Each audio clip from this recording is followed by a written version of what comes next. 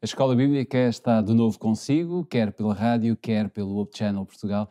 Você pode assistir diariamente àquilo que vamos falando aqui e, sobretudo, descobrindo através das palavras de Paulo aos Gálatas. Temos vindo a desenvolver aqui, digamos que, uma série de documentários sobre o que Paulo deixou e que nós lhe intitulamos O Evangelho em Gálatas. Para isso, temos sempre connosco o pastor Pedro Esteves, e porque no fundo chamamos a este programa uma escola e uma escola bíblica, será bom sempre começarmos com um sumário, com um resumo daquilo que iremos falar. Por isso, Pedro, qual é o sumário de hoje? Estamos a continuar o estudo do capítulo 3 de Gálatas e o nosso sumário hoje diz-nos que Paulo fundamentou toda a sua teologia, aos Gálatas e não apenas, no Antigo Testamento.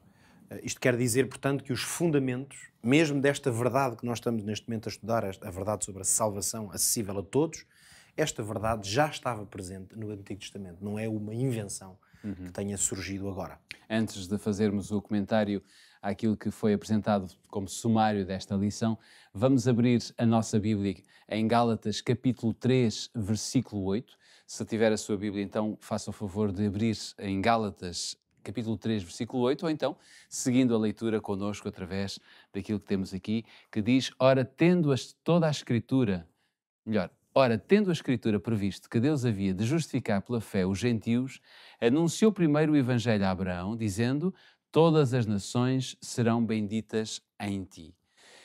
Quando Paulo se refere, no fundo, aqui às Escrituras, e falámos isso no sumário, ele está a falar àquilo que nós hoje chamamos o Antigo Testamento. Será que podemos dizer que toda a teologia de Paulo, no fundo, está centralizada, baseia-se em grande medida naquilo que temos como o Velho Testamento da Bíblia? Sem dúvida, nós temos que recordar sempre que na altura em que Paulo escreveu aos Gálatas, isto é, que eu vou dizer é assim uma verdade mais ou menos de lá para ali, não é? Embora, nunca sabemos, alguém pode hoje estar connosco que não tenha um conhecimento ou um conhecimento mais superficial da Bíblia, esteja a dar os seus primeiros passos, mas a verdade é esta: quando Paulo e os outros autores do Novo Testamento escrevem, nesse momento não havia aquilo que nós hoje chamamos de Novo Testamento. As cartas estavam a ser escritas, aliás, os evangelhos ainda não circulavam. Portanto, a base racional, escriturística, onde os próprios apóstolos se baseavam para a proclamação do evangelho, era forçosamente as escrituras, que nós hoje chamamos Antigo ou Velho Testamento, as revelações dos profetas, os escritos de Moisés, sendo profetas, o Pentateuco e todos os escritos que nós conhecemos. Portanto, a verdade é esta: as escrituras no Antigo Testamento desempenharam um papel muito importante nos escritos de Paulo. Aliás, mesmo o próprio Cristo, esta mesma verdade se pode aplicar à mensagem ou ensino que nós temos relatado nos Evangelhos, porque Cristo citou diversas vezes, dezenas e dezenas de vezes, textos do Antigo Testamento, desde logo, por exemplo, textos que Jesus aplicou a si próprio, como se colocando precisamente como sendo o cumprimento, por exemplo, de profecias messiânicas. Ora, quando o apóstolo Paulo cita, e é interessante notar que ele cita centenas de vezes, há até alguma dificuldade, porque o apóstolo foi muito prolífero na sua escrita, há alguma dificuldade até em conseguir contabilizar especificamente todas as vezes, uma vez que alguns textos levantam algumas dúvidas, mas seguramente o apóstolo Paulo cita centenas, literalmente centenas de vezes, textos do Antigo Testamento. Isto, desde logo, já nos dá uma ideia muito clara de que quando falamos do Evangelho, e é o próprio apóstolo Paulo que diz diversas vezes aos Gálatas que fala do Evangelho que eu vos ensinei, ele fundamentou a pregação, a proclamação desse Evangelho, forçosamente com os rolos que ele abriu, as citações das Escrituras, dos profetas que fez, e, portanto, a palavra de Deus, toda ela, incluindo o Antigo Testamento, forçosamente são para nós uma palavra viva, uma palavra com autoridade. Ou seja, ele não as considerava como textos mortos. A questão é exatamente essa. Hoje, talvez alguns cristãos possam pensar, e alguns tendem, alguns movimentos, ou pessoas em particular, enquanto pessoas que gostam de estudar a palavra de Deus, poderão pensar que, uma vez que temos o Novo Testamento e que ele nos traz como que uma perspectiva nova, uma nova aliança, ou que Cristo traz uma nova mensagem, que eventualmente essa mensagem erradique, por assim dizer, destrua os fundamentos que estavam estabelecidos. Ora, não haverá coisa mais incoerente com o próprio Novo Testamento que seria fazer isso. Porquê? porque são os próprios apóstolos, é o próprio Cristo, que usam a base estrutural, mesmo teológica, do Antigo Testamento para fundamentar a mensagem que proclama. E é interessante ver que Paulo, quando escreve a Timóteo, ele vai escrever claramente que toda a Escritura, no fundo, é divinamente inspirada, ou seja, ele não põe em causa nenhuma parte das Escrituras. Nenhuma parte. Ele diz que toda a Escritura é divinamente inspirada. Mais uma vez, quando ele se refere a toda a Escritura, não se está a referir ao que nós hoje chamamos de Novo Testamento. Forçosamente, não existia. Claro. No sentido que não estava escrito, disponível, como uma coleção de livros que fossem considerados por esta igreja ainda que estava a nascer, que fossem considerados textos já de inspiração divina. Não. Este texto, toda a Escritura é divinamente inspirada, refere-se desde logo ao Antigo Testamento. Portanto, quando o apóstolo coloca aqui esta expressão inspirada, é muito interessante porque é uma palavra que contém a expressão Deus dentro dela.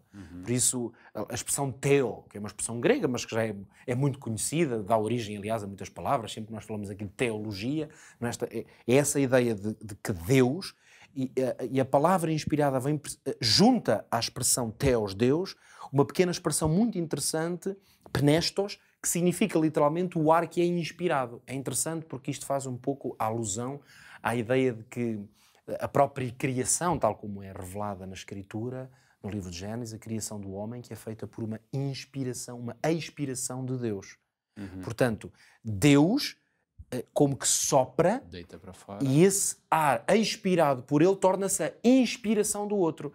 É como, eu muitas vezes gosto de dar imaginar e dar esta imagem, quando me expresso sobre este assunto, que é interessante pensarmos em Deus a soprar.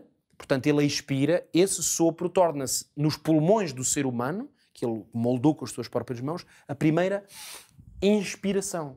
Portanto, há este movimento de um fôlego de vida, porque tudo o que emana de Deus é poder, é vida, é autoridade. Portanto, mesmo que seja um simples sopro, ele transforma-se em vida. Ora, o processo de inspiração, e, portanto, o nosso enfoque aqui é dizer que este processo aconteceu no Antigo Testamento com os profetas, com os homens que receberam esta mensagem e que a escreveram da parte de Deus, foi precisamente um processo de receber um sopro da parte de Deus, neste caso não um sopro para lhes dar vida, em termos físicos, mas um sopro para inspirar ideias cuja autoridade, cuja fonte não é humana, mas divina. Mas é curioso também ver que não eram apenas os homens inspirados por Deus que recebiam as bênçãos, mas Paulo vai ao ponto de dizer que, por exemplo, por Abraão todas as nações seriam benditas, ou seja, ele vai acrescentar que todo o mundo seria abençoado pelas palavras inspiradas. Não é? É isto. No fundo, esta introdução, este pensamento que estivemos aqui a explorar, é de facto para chegar a esta ideia, como líamos aqui no texto de Gálatas há pouco, que dentro deste contexto da justificação pela fé, ou seja, uma proclamação de que a salvação ela nos é concedida, podemos aceder a esse estatuto de justos, e isso acontece pela fé, não pelas obras da lei, portanto este é sempre o contexto, é alguma coisa que existe desde sempre na palavra de Deus. Ou seja, o Evangelho, esta pregação, esta proclamação, a que nós cristãos chamamos Evangelho, esta boa nova de salvação, não é uma coisa que surge repentinamente e inesperadamente na história do relacionamento entre Deus e o homem. Ela está presente desde o princípio.